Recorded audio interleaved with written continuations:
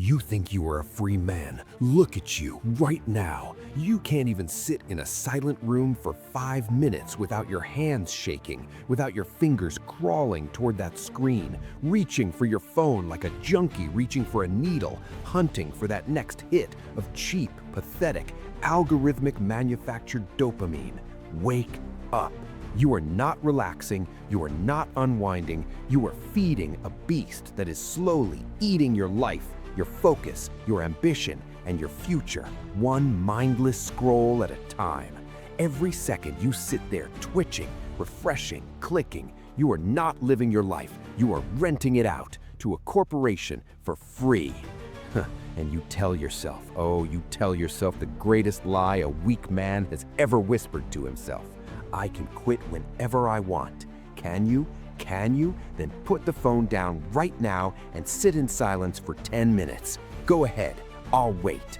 You can't do it, can you? Because that is not a habit, brother. That is not a quirk. That is not just the way things are. That is a collar around your neck. And every single time you give in, every single time you reach for that cheap hit, you are handing the leash directly to your own impulses and saying, please control me. I cannot do it myself. Here is the cold, surgical truth that no one in your life has the spine to tell you. The modern world was not accidentally designed this way. The notifications, the infinite scroll, the autoplay, the likes, the algorithmic hits of micro-validation. This system was engineered by rooms full of the most brilliant, ruthless engineers on the planet with one singular goal: to make you weak, docile, distracted, and perfectly controllable. A man who is addicted to cheap dopamine does not build empires. He does not lead families. He does not change the world. He consumes quietly, obediently, and the machine loves him for it. Marcus Aurelius wrote in his Meditations, "You have power over your mind, not outside events. Realize this, and you will find strength." The Stoics understood something that modern culture has buried under a mountain of content and convenience. No man is free who is not master of himself. Right now, in this moment, you are not the master, you are the slave. And the first step to freedom is having the brutal honesty to admit that. Now we talk about what it actually takes to break free. Not the watered-down, Instagram-friendly version. Not the try a digital detox weekend nonsense they sell you in self-help articles written by people who have never fought a real demon in their life. I am talking about the ancient, forged in iron philosophy of men who lived through slavery, exile, and war, and still chose discipline over comfort every single day. Epictetus, a man who was born an actual slave, who had no possessions, no status, no freedom of movement, said this: "Freedom is not achieved by satisfying your desires, but by eliminating them." Read that again. He did not say manage your desires. He did not say moderate your desires. He said eliminate them. Because Epictetus understood something profound. The desire itself is the prison. The craving itself is the chain. The moment you stop needing the hit loses all power over you. And that is when you become genuinely untouchable. You want a magic pill? You want a 5-step app that gently coaches you into quitting while you stay comfortable? There is no magic pill. There is no gentle path out of a cage you built around yourself brick by brick.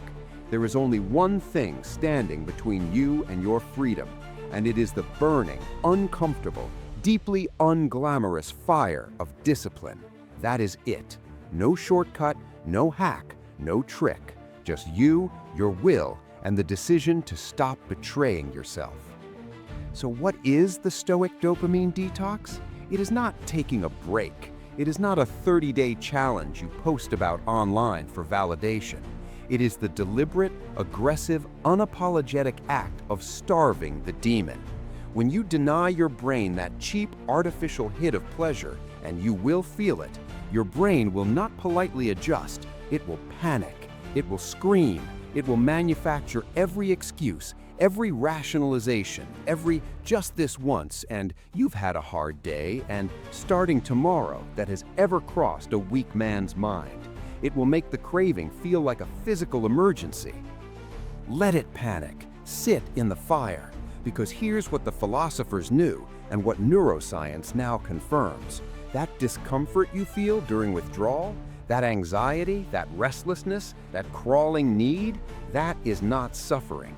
That is the feeling of weakness leaving your body. That is your brain forced off its artificial crutches, beginning the painful, beautiful process of rewiring itself, of remembering what it feels like to be a human being who generates his own energy, his own motivation, his own fire from the inside. Enough philosophy. This is where we get to work. Right now, today, not Monday, not after this video, now. You are going to initiate what I call the Iron Will Protocol, and it starts with one single, non-negotiable action. Cut the supply. Delete the apps, block the sites, throw away the junk food, remove the trigger from arm's reach, because a man fighting a war does not keep enemy weapons on his nightstand. This is not restriction, this is strategy. The Stoics called it premeditatio malorum, the premeditation of obstacles. You know exactly what your weakness is. You know exactly what pulls you back every time. So you eliminate the access point before the craving hits, not during it, because when the craving hits at full force, you will not be reasoning clearly. You will be negotiating with a demon, and demons do not negotiate fairly. And when the craving does hit, and it will hit hard, you do not argue with it. You do not sit there debating yourself, weighing pros and cons, trying to logic your way through a biological firestorm. You do one thing. You say no. A clean, cold, absolute no. And then you get back to work. You pick up the book. You go to the gym. You sit down at the desk. You build something. You do not give the craving a single second of negotiation time, because every second you entertain it, it grows stronger. Starve it of attention, and it begins to die.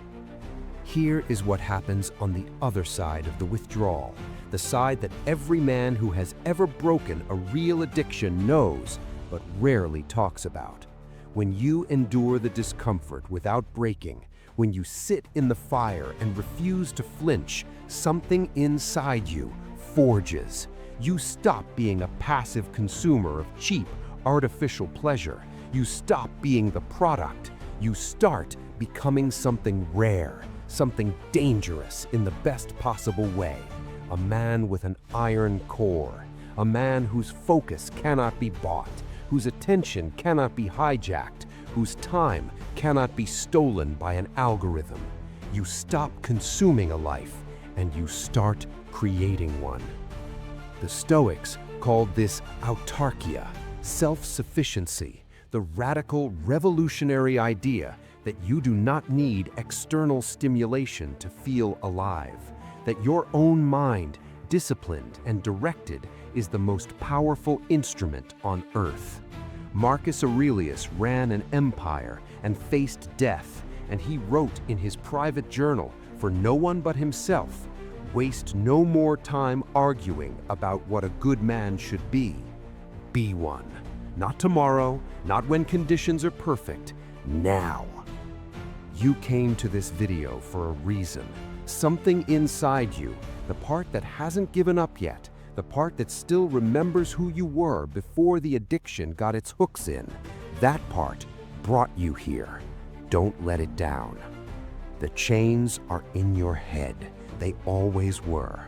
Break them and take your life back.